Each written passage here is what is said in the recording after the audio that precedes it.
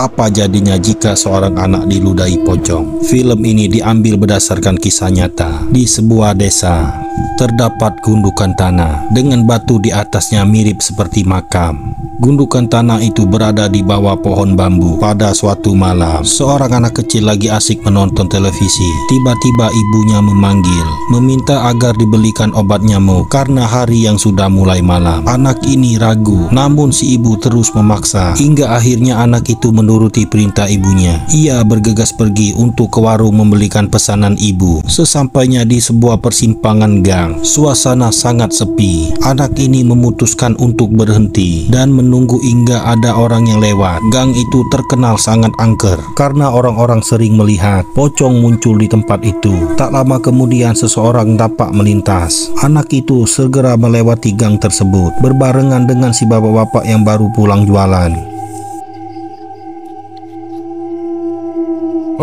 Si anak terus berjalan hingga ia pun sampai di warung. Usai membeli obat nyamuk pesanan ibunya, anak ini langsung buru-buru pulang. Apa yang terjadi selanjutnya?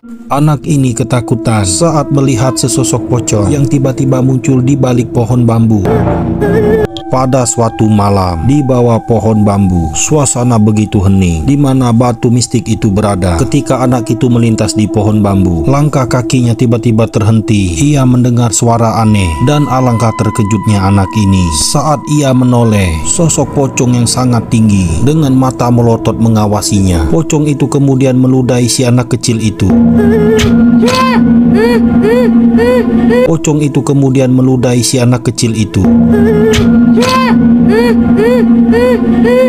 Si anak itu merasa badannya sangat panas. Ia kejang lalu terguling di tanah sambil terus menggigil. Lalu datanglah seorang pemuda yang merupakan warga di sekitar. Pemuda ini sepertinya mengetahui kemunculan sesosok pocong di tempat itu. Ia lantas membawa si anak pulang ke rumahnya.